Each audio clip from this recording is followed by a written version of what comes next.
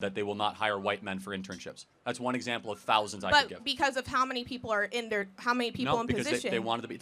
Again, that's irrelevant. It does not matter if you have an internship and everyone is a white man. If they're all qualified, that's great. It doesn't matter if they're all Asian or all black. It should be what. Hello, welcome to my YouTube channel where the art of debate meets the cool side of commentary.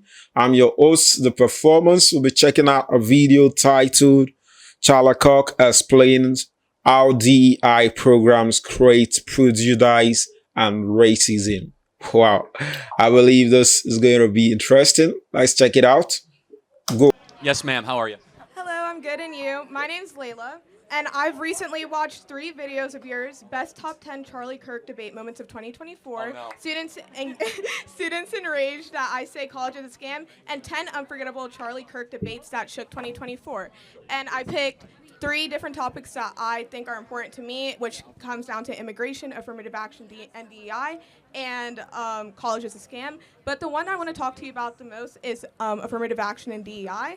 And in these videos, you have said, quote for quote, white males have high test scores, white males shouldn't have to be penalized. You did acknowledge and say that people of color come from lower socioeconomic backgrounds that do not prioritize education much. But instead of making a suggestion on how to help those communities and continue to build those communities up, you continue to say that our institutions are becoming less excellent, and I'm confused as to what your definition of excellence is. Is that because white males aren't necessarily, in your opinion, getting accepted as in a higher rate, even though they technically are, because 41% of college admitted students are of the white race? It should be higher than that. Yeah.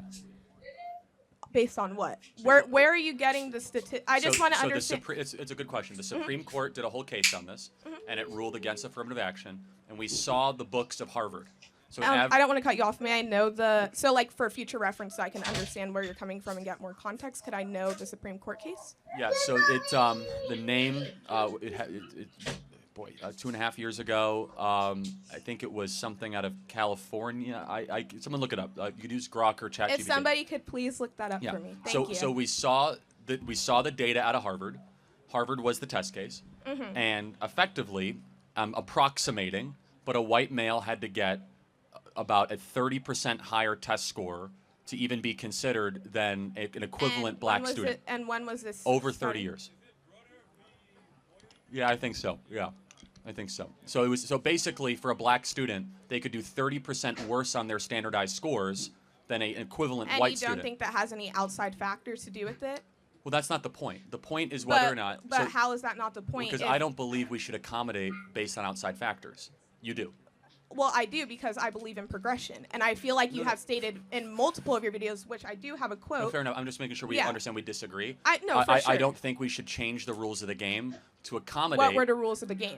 Well, the rules of the game are that you should be treated fairly and equally, right? For sure. That's an American principle. And I agree with that completely. Got it. So, therefore, a white male should not be treated differently than a black male. But when you come from a different... Doesn't matter. But the equal treatment or not. It's not whether or not you were said mean things when you grew up or whether your dad was a gangbanger. Doesn't matter. Well, I'm not saying that's not the outside factors I'm talking about. It doesn't matter what the outside factors are. But can I explain where I'm coming from? But understand, I'm going to finish and I'll let you talk. Okay, of Equal treatment is regardless of any sort of sob story you could put on before it. Yeah. Equal treatment. Test score, test score. And I completely agree with that. But I also come from a predominantly white town, so I understand what you're trying to say. In my district, we have so much funding, and I live in the Florida Keys, so there's a lot of funding that comes to my school.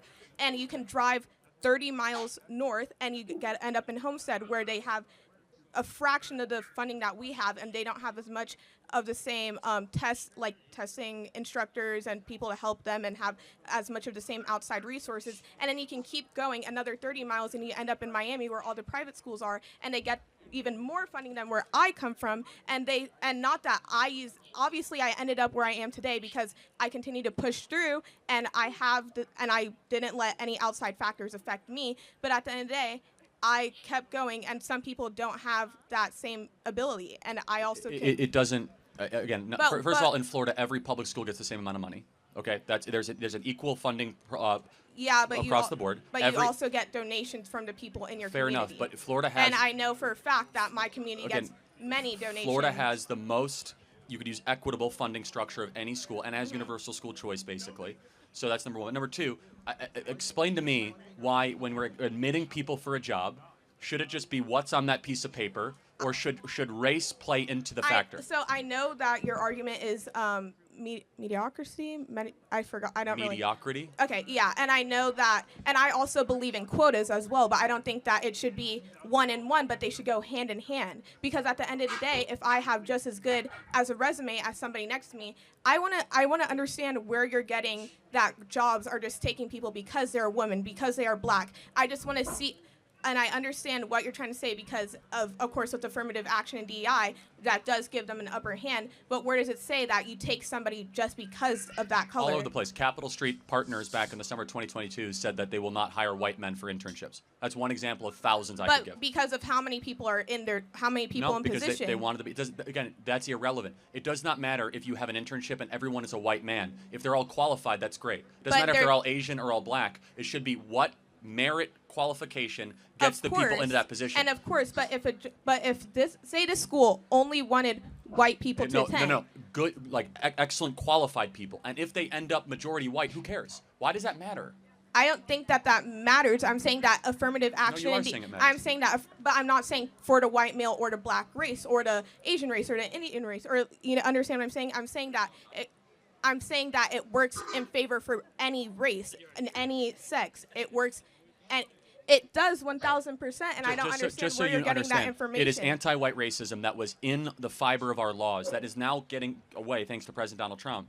Where if you were a white man, especially to apply for internships, jobs, going to college, that it was significantly harder to get those jobs, to get into those practices, because there were quotas that made it easier for people of other skin colors with lower standards to be able to get those positions. We agree there's only so many slots in a college, right? There's only so many positions in an internship.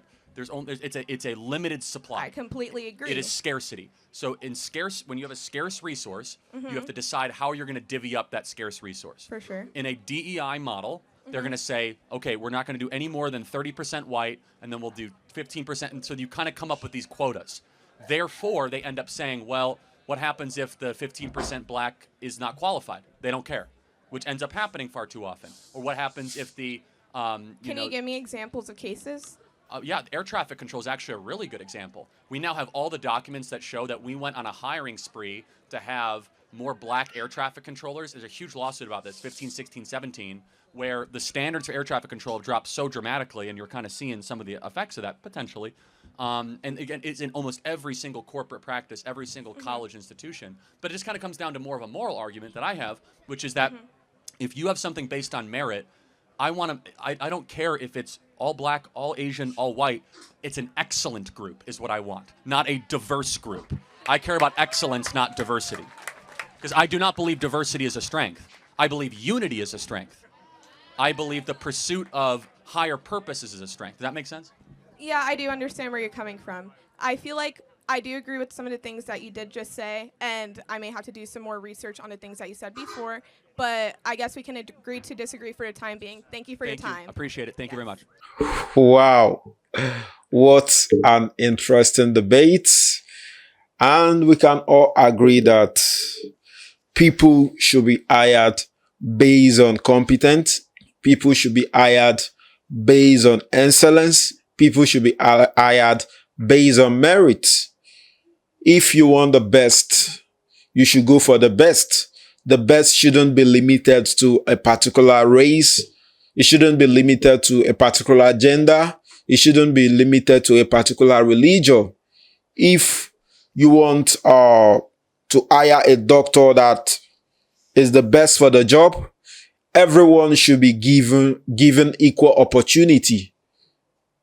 You shouldn't try to lower standard in order to promote diversity. I believe unity is our strength, not just diversity. Unity is our strength. So standards shouldn't be lowered because of race. Standards shouldn't be lowered because of religion. Standards shouldn't be lowered because of gender. If you want the best, you go for the best.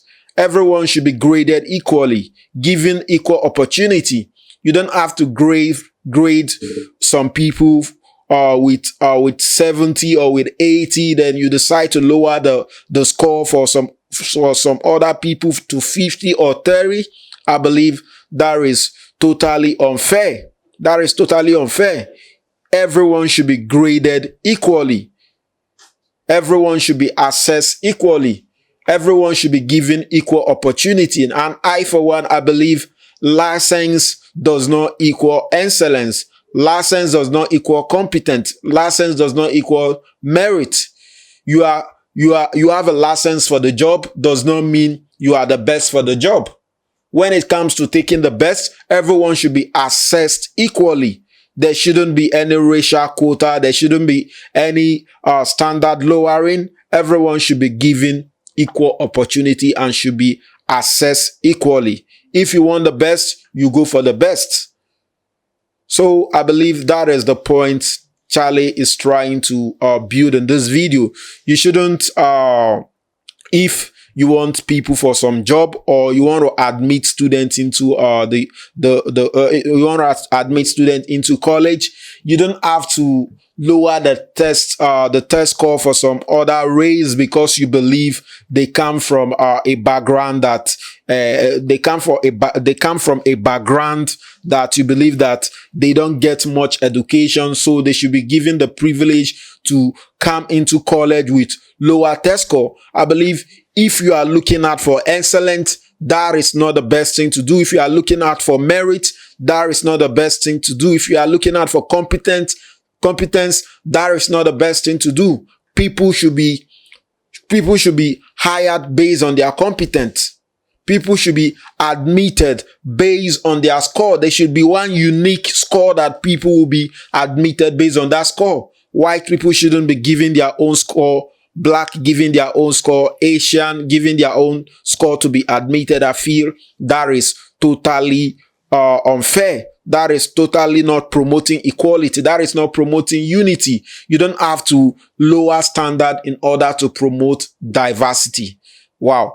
That is an interesting one. I feel the student, she was a bit respectful. I understand that to some extent she disagree with Charlie Cock's opinion, and to some extent she agreed with Charlie Cock's opinion, and she was really open-minded. This shows she was really matured, because even at the end of the video, she said she's going to do more research to know better. So I believe this is a good conversation. So I also like to hear your comments. Don't forget, click on the subscribe button, click on the like button. Do have a nice day.